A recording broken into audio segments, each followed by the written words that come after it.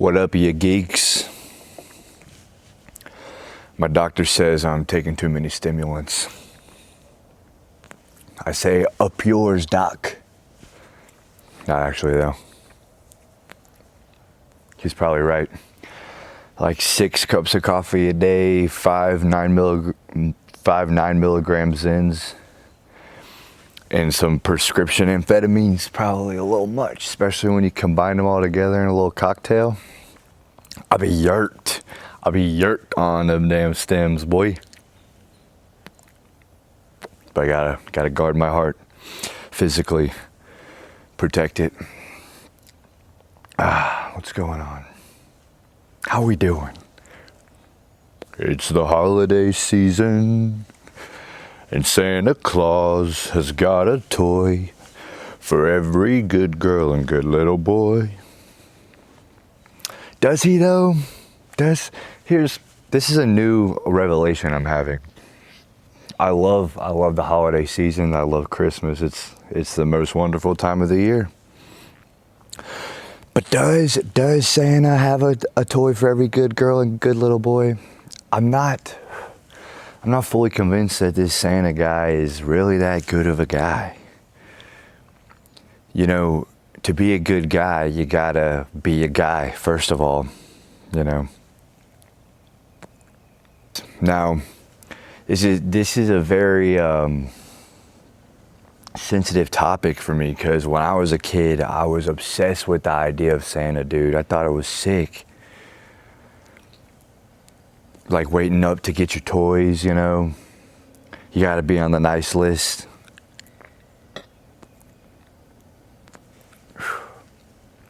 They're talking about, is Christmas a pagan holiday? Because the story of Santa and all these symbols of Christmas take away from the actual reason for the season. Okay, everyone likes to say happy holidays nowadays to avoid saying Merry Christmas, because they don't want the focus to be on Christianity. But the word holiday is holy day, okay? So you're actually implying something is holy in that season.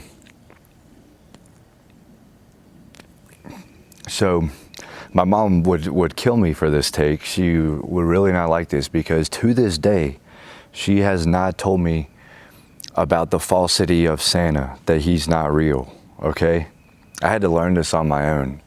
I remember, I don't know if it's that good of a thing that we're telling these kids that Santa is the guy that comes and brings you presents. I remember being a kid and thinking, like, after all my friends are telling me that Santa's not real, or my cousin tried to convince me Santa's not real, I would just clap back and be like, hey, Santa is real, but you're not on the good list, so your parents have to come and bring you presents. Like, I was so convinced. And my mom to this day has still not told me the truth. She loves to see the Christmas spirit. You gotta believe, like the Polar Express, you gotta believe. Now, believe is a great message for, you know, spiritual purposes, but you can't believe in something that's literally not real. I remember thinking that I would be so pissed at my parents if I found out that they were actually Santa and that they were lying to me. I remember like telling myself, if this really is not real, I'm gonna be so mad at them for lying. And I can't be the only person that thought of this. Like, what does believing in Santa really do to a kid?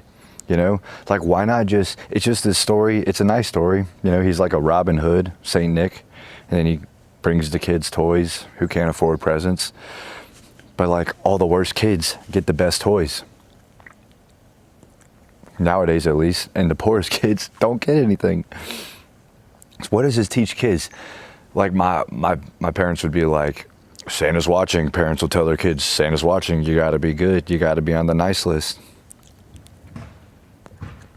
But what if they said God's watching and you gotta be good, or you're gonna be on his hit list?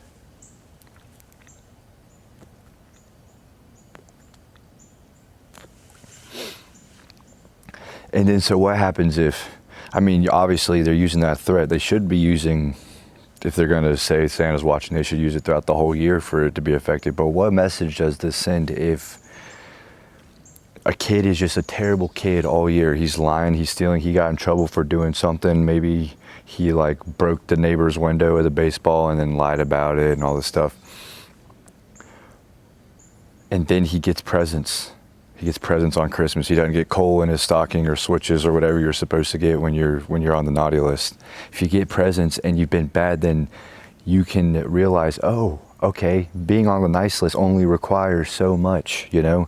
I can still lie and get on the nice list and get my presents. The nice list, I'm telling you, is a psyop. Because look, no one makes the naughty list. You never hear anyone getting coal or switches or nothing for Christmas unless they're just poor.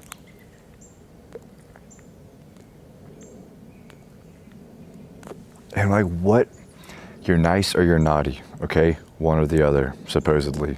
I mean, the naughty list just doesn't exist, first of all. It just is fake news. There is no naughty list.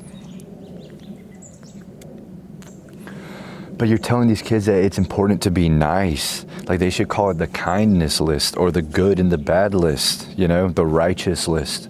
It should be the righteous the righteous list or the unrighteous list. That's something. The nice list, like, really? Like, you want these kids to be nice? Being nice is superficial. It's like flattery.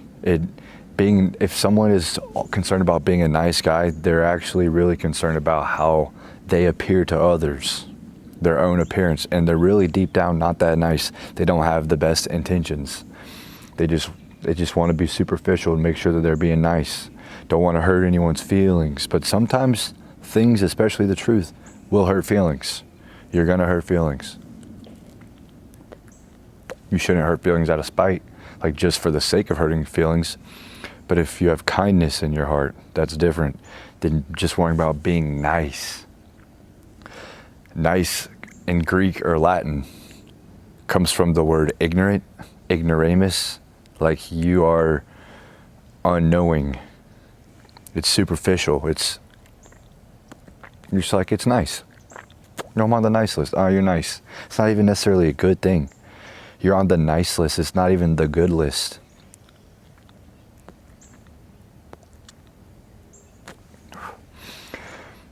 I think all these, like the Santa Clauses, the North Pole, it's all a diversion from the truth of this is a holiday, a holy day where we're acknowledging the birth of Jesus. And it's kind of crazy that we're all so obsessed, or so many people are obsessed with receiving presents, receiving gifts. Like, Jesus, the King of Kings, is born and he gets gifts. So we just feel like we should get gifts too. Like putting ourselves on that level. I think the gift giving tradition should be from that and not from the idea of Saint Nick. Maybe the Saint Nick from history was inspired by the gifts given to Jesus, baby Jesus. And so, I mean, the story of Jesus is so much sicker and awesome, more awesome than the story of Saint Nicholas. This is a kid that was born, the savior of the world, who had to be born in a freaking stable, in a manger, that his freaking parents had to travel via donkey a long distance because the ruler of their land was executing babies, killing these kids to prevent the birth of the Savior that the prophecies foretold. This guy walked on water, performed miracles, gave blind people sight. He turned water into wine, bro. Then died via crucifixion. He was literally tortured and crucified for the sins of humanity. What? Came back from the dead so that people can be forgiven from their sins. All things that are documented in history. It's crazy. It's a sick story. Like, why are we so obsessed with making sure our kids believe in Santa when we should be obsessed with the story of Jesus, the Savior? You know? So I hear people talk about, is Christmas a pagan holiday? And this crushes me. Because I always talk about my favorite genre of music is Christmas music, because it's about a subject. You know, there's so many traditions, but I think there are definitely pagan elements that are dangerous that can take us away from the true meaning of Christmas. Rudolph the Red-Nosed Reindeer, bro. Are you kidding me, dude? I mean, great movie. It's like a cartoon about, like, it's crazy. The Rudolph the Red-Nosed Reindeer. You know, he's gonna come. You gotta be good. You gotta be a nice on the nice list, which, by the way, everyone makes the nice list. Well, you could kill somebody and then go to jail, and then some charity is gonna bring you presents because, oh, you made the nice list. Everyone is nice.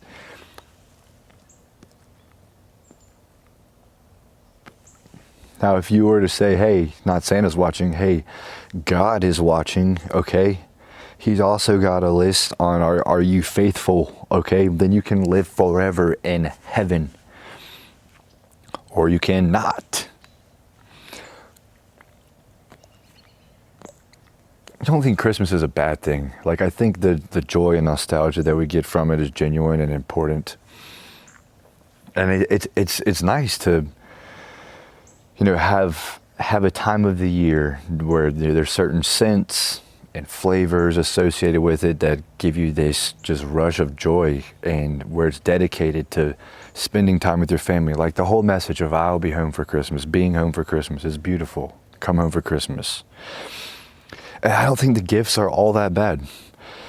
I think on a deep psychological level, once you achieve adulthood, I guess, you get more satisfaction in gift giving than receiving. I think that's very true, because I feel that. And, you know, depending on how your income is and how your situation is, depends on how much you can give. You know, if you're not pulling in a lot of money, so you got laid off, you don't really have a capacity to give much, and that hurts. But when you do, like I gave my mom some jewelry last year, and it felt so good, and it was not cheap, and it was amazing. And that was like it's probably a better feeling than any gift I've ever received. Even as a kid, when I got my first iPod, oh my gosh, my parents gave me an iPod when I was begging for one for so long, like the little old ones. And then I was like, let me give you, after they gave it to me for Christmas, I was so thankful. I was like, let me give you all my money. They're like, nope, no, it's a gift. And I was like, oh my gosh, thank you. But the feeling of giving something to someone that is meaningful is so much better. But we've twisted it to be nice, and then you will receive gifts from a guy that doesn't exist. You're literally lying. Like, what are you setting up for these kids? Like, what else is a lie? If a kid finds out too young that Santa's not real, they're gonna have trust issues for real. I would have.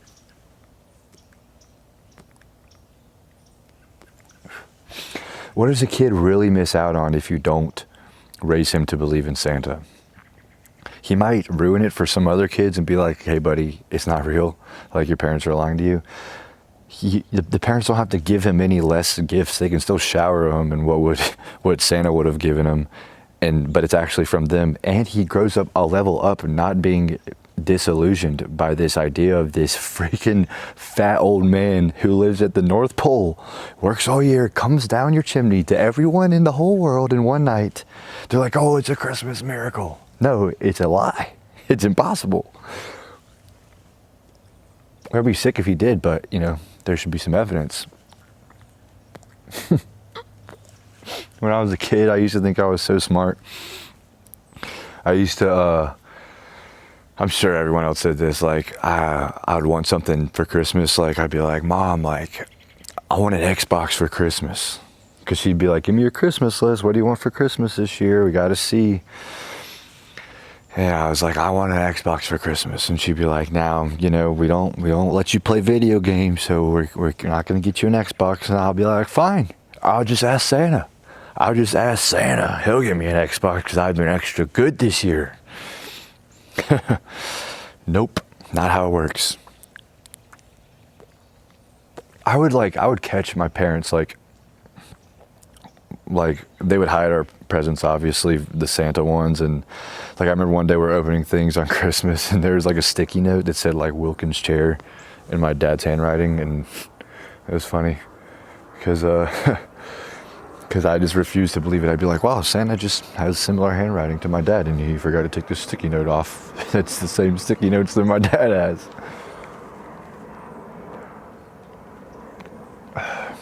The nice list is a freaking psyop designed to make us believe that we're doing fine. That even though we sin and transgress, and do these, and we aren't nice, it's okay. You're actually nice, and that's what matters. It teaches you that what matters and what's important is to be nice, which is not it. Kindness is much more important. What's in your heart. But being nice is superficial.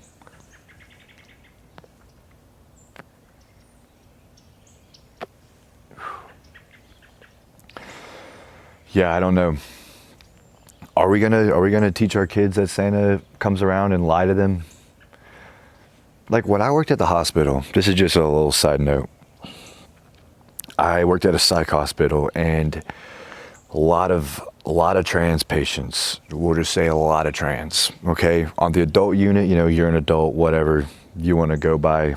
You want to go by Artemis. I'll call you Artemis. Whatever, sick name, whatever. That's what you go by. Some people have nicknames. Cool. Your name is William. You want to go by Will. Whatever. So. Kids, though, I would have to call them by their birth name, because I cannot lie to a freaking 12-year-old and act like they are a dude when that is a chick, or vice versa.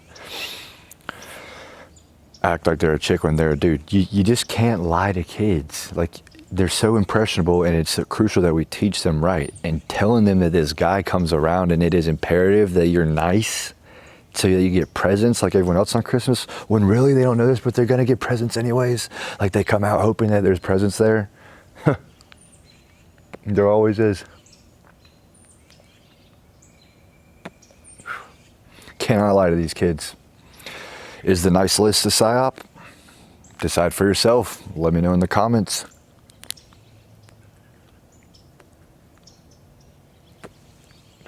I hope you have a happy holiday and a Merry Christmas. Jake, the nice list is a psyop. What is that? The nice list? It's not real. Everyone makes the nice list. I hope I did.